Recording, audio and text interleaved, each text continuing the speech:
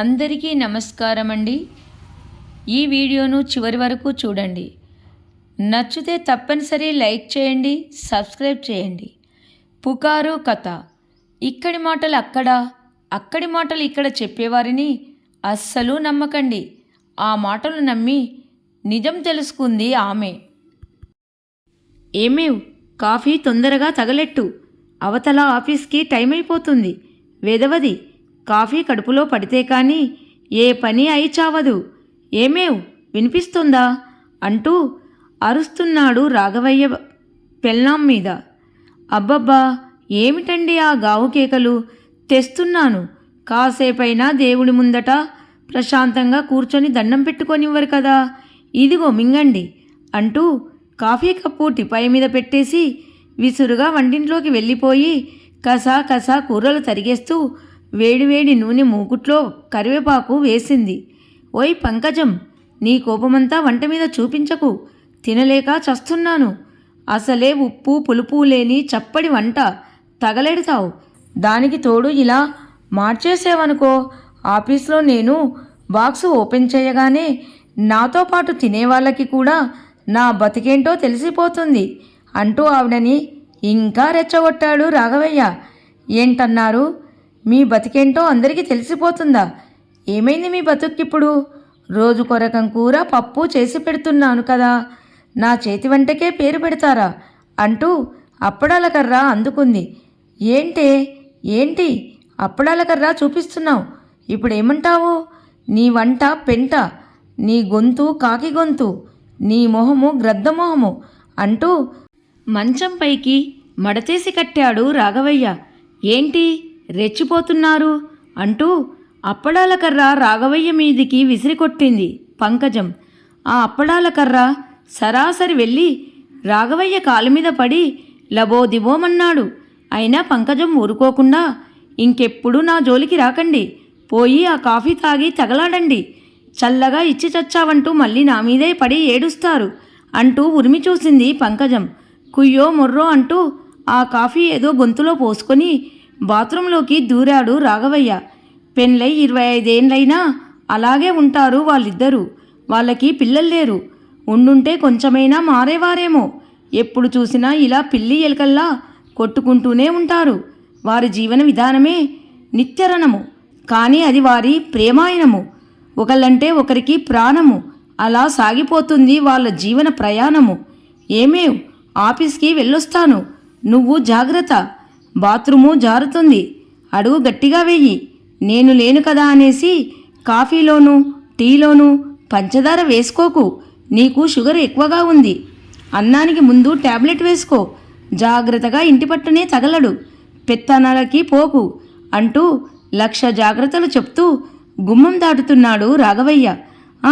సర్లేండి, నేను జాగ్రత్తగానే ఉంటాను, కానీ ముందు మీరు హెల్మెట్ పెట్టుకొని తగలడండి. నాకు చెప్పొచ్చారు, కానీ మీకే జాగ్రత్త తెలియదు.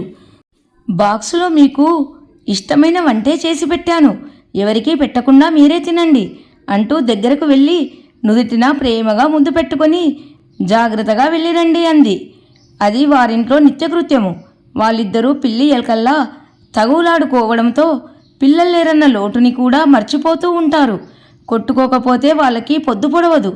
రాఘవయ్య ఆఫీస్కు వెళ్ళింది మొదలు పక్కింటి వనజమ్మ జలజమ్మలతో కబుర్లు మొదలెట్టేస్తుంది పంకజం. ఇంకా లోకాభిరామణమంతా వీళ్ళకే కావాలి. అయ్యో, అలాగటా వదినా, ఇలాగటా వదినా అంటూ వాళ్ళ మీద వీళ్ళ మీద పుకార్లు సృష్టించి మరీ చెప్పేస్తూ ఉంటుంది జలజమ్మ. మొగడి మీద వీరరంగం ఆడేసే పంకజానికి జలజమ్మ మాటంటే ఎంతో నమ్మకం. ఆమెను గుడ్డిగా నమ్మేస్తుంది. ఆవిడ చెప్పిన మాటల్లో అబద్ధాలే ఎక్కువుంటాయి. అది తెలిసే రాఘవయ్య చాలాసార్లు నచ్చ చెప్పాలని చూసినా అగ్గి మీద గుగ్గిలమయ్యేది తప్ప వినేది కాదు. అయినా ఆయన చెప్పడం మానడు, ఈవిడ పుకార్లు వినడం మానదు. రోజులాగే ఇవాళ కూడా వాళ్ళ మీటింగ్ షురువయ్యింది. వదినా, మీ ఎదురింట్లో కొత్తగా దిగింది చూడు, ఆ సీత, దానికెంత పొగురో తెలుసా? రోజు మొగుడితో గొడవేనంట, నమ్ము, పైగా అత్తగారిని కూడా కొడుతుందంట అంటూ సీత మీద లేనిపోనివేవో చెప్పేసింది జలజమ్మ. అదంతా వింటూ నోరు నొక్కుకుంటూ అవునా జలజ, ఈ రోజుల్లో కోడళ్ళు ఇంతేనమ్మా, మన రోజుల్లో అయితేనా అత్తగారి మాటే వేదమాయే అంటూ దీర్ఘాలు తీస్తూ ఊసులు చెప్పుకుంటూ ఉండగా, అయ్యో వదిన, మాటల్లో పడి మర్చిపోయాను, పొయ్యి మీద పాలు పెట్టాను, ఉంటానే, అన్నం తినేసి మధ్యాహ్నం వస్తాను మీ ఇంటికి అంటూ పరగందుకుంది జలజమ్మ. పంకజం కూడా ఇంటిలోకి వెళ్ళిపోతూ ఎదురింటి వైపు చూసింది. అత్తగారిని వీల్చైర్ మీద కూర్చోబెట్టుకొని గుడికి తీసుకెళ్తుంది సీత. ఆమె అత్తగారి మొహంలో ప్రశాంతతను బట్టి చెప్పొచ్చు సీత ఆమెను ఎంత జాగ్రత్తగా చూసుకుంటుందో. వాళ్ళిద్దరినీ చూసి జలజమ్మొదిన చెప్పింది నిజము కాదేమో అనిపించింది పంకజానికి మొదటిసారి. సర్లే అంటూ ఇంట్లోకి వెళ్ళి తలుపు వేసుకొని పనిచేసుకుంటుంది పంకజం. కాసేపటికి ఎవరో తలుపు కొడుతుంటే, ఏంటి అప్పుడే వచ్చేసింది జలజమ్మొదిన అనుకుంటూ వెళ్ళి తలుపు తీసింది. అంతే, ఎదురుగా ఉన్న మనిషిని చూసి ఆశ్చర్యపోయింది.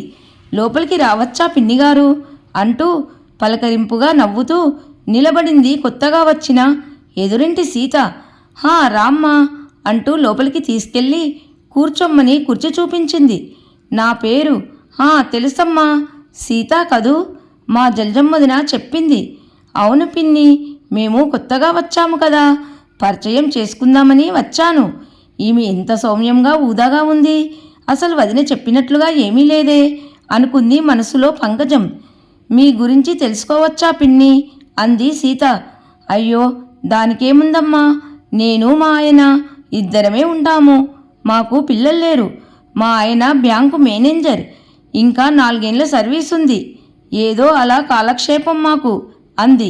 మీరేమీ అనుకోనంటే నాదొక చిన్న మనవి పిన్ని, మీ గురించి మీ భర్త గురించి జలజాంటి నా దగ్గరకొచ్చి లేనిపోనివన్నీ చెప్తుంది. ఆవిడకు దూరంగా ఉండండి. నేను వచ్చి నెలే అయినా నాకు మీ గురించి అర్థమయ్యింది. ప్రొద్దున్నే మీరు బాబాయ్ గారు చిన్నపిల్లల్లా పోట్లాడుకొని మళ్ళీ ఎంత ప్రేమగానో మాట్లాడుకోవడం అంతా నేను గమనించాను. కల్మషం లేని మీ ప్రేమకు నిదర్శనమది. మీరంటే నాకు ఎంతో అభిమానం గౌరవం ఏర్పడింది. అందుకే మీకు వచ్చి చెబుతున్నాను.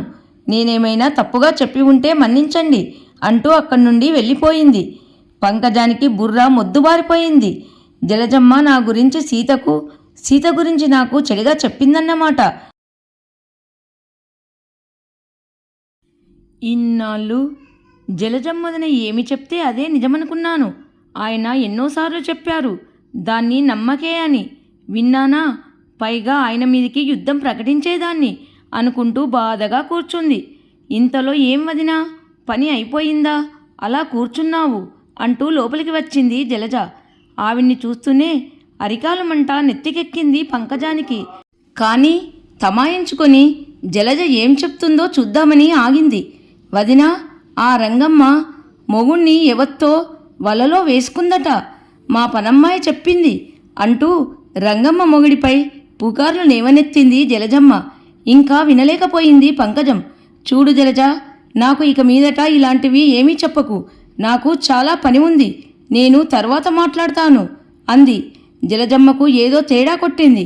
ఇవాళ దీనికి ఏదో అయ్యింది, తొందరగా జారుకోవాలి అనుకుంది మనసులో. సర్లే వదినా, ఉంటాను మరి అనేసి బయటకు వెళ్ళిపోయింది. జలజమ్మ వెళ్ళడంతో బల్లుమని తలుపు వేసుకుంది పంకజం. సోఫాలో కూర్చుండిపోయి అలా ఏదో ఆలోచించుకుంటూ ఎప్పుడో నిద్రలోకి జారుకుంది. తెలియకుండానే నిద్రపోయింది. సాయంత్రం 5 గంటలయ్యింది. ఏమేవ్, తలుపు తీయు అంటూ డోరు కొడుతున్నాడు రాఘవయ్య. ఆ చప్పుడికి మెలకు వచ్చి చూస్తే సోఫాలో ఉంది. అయ్యో, ఇదేంటి ఇలా మొద్దు నిద్రపోయాను అనుకుంటూ వెళ్ళి తలుపు తీసింది. ఏంటే, ఒంట్లో కానీ బాగోలేదా? నేనొచ్చేసరికి ఇంట్లోనే ఉన్నావు. జలజమ్మింట్లోనో వనజమ్మింట్లోనో ఉంటావో కదా రోజును అంటూ వెటకారంగా నవ్వాడు రాఘవయ్య. మామూలుగా అయితే ఈ పాటికి అప్పడాల కర్ర విరిగేది అలా అనేసరికి. కానీ పంకజం ఏమీ మాట్లాడకుండా లోపలికి వెళ్ళి కాఫీ కలిపి పట్టుకొచ్చి ఇచ్చి పక్కన కూర్చుంది. ఏంటోయ్ అలా సైలెంట్గా ఉన్నావు, నిజంగానే ఒంట్లో బాగలేదా అంటూ నుదిటిపై చేయి వేసి, జ్వరమేమీ లేదు మరి, ఎందుకలా డల్గా ఉన్నావు అన్నాడు. ఆ మాటకు బదులుగా నీరు నిండిన కళ్ళతో భర్త వంక చూసింది. ఏమైందే, నీ కంట్లో నీళ్ళేంటి అంటూ కంగారు పడిపోయాడు రాఘవయ్య. ఏమండి, మీరు ఎన్నోసార్లు చెప్పారు పుకార్లు పుట్టించేవారికి దూరంగా ఉండుమని. మీ మాట నేను వినలేదు సరికదా? మీపైన ఒంటికాలుతో లేచి 4 చేతులతో యుద్ధం చేసేదాన్ని. ఇవాళ నాకు బుద్ధి వచ్చిందండి. ఎదురింటమ్మాయి సీత వచ్చి జలజమ్మ మన పైన లేనిపోనివన్నీ ప్రచారం చేస్తుందని ఆమెతో జాగ్రత్తగా ఉండమని చెప్పి వెళ్ళింది. మామూలుగా అయితే నేను ఆ పిల్లని నమ్మేదాన్ని కాదేమో, కానీ సీత గురించి జలజమ్మ నాతో చెప్పింది కూడా ఉట్టి మాటలే అని నేను తెలుసుకున్నాను. అందుకే నేను సీతని నమ్మగలిగాను అంటూ రాఘవయ్యను పట్టుకొని బావురుమంది. ఊరుకోవే పిచ్చిదానా, ఇప్పటికైనా నిజం తెలుసుకున్నావు. ఇక మీదటైనా చెడు మాటలు చెప్పేవారికి దూరంగా ఉండు. గాంధీగారు చెప్పినట్లు చెడు చూడకు, చెడు వినకు, చెడు మాట్లాడకు. భగవద్గీత చదువు, చాగంటి వారి ప్రవచనాలు విను, లేదా నీకిష్టమైన పాటలు పెట్టుకొని విను. మనసు ప్రశాంతంగా ఉంటుంది, సరేనా అంటూ ఓదార్చాడు రాఘవయ్య. ఆ రోజు నుండి పుకార్లు సృష్టించేవారికి దూరంగా ఉంటూ, మంచిని పంచేవారితో స్నేహంగా ఉంటూ, భగవద్భక్తిని అలవర్చుకొని ప్రశాంతంగా జీవించింది పంకజం. ఈ వీడియో కనుక మీకు నచ్చినట్లయితే తప్పనిసరి లైక్ చేయండి. అందరికీ ధన్యవాదములు.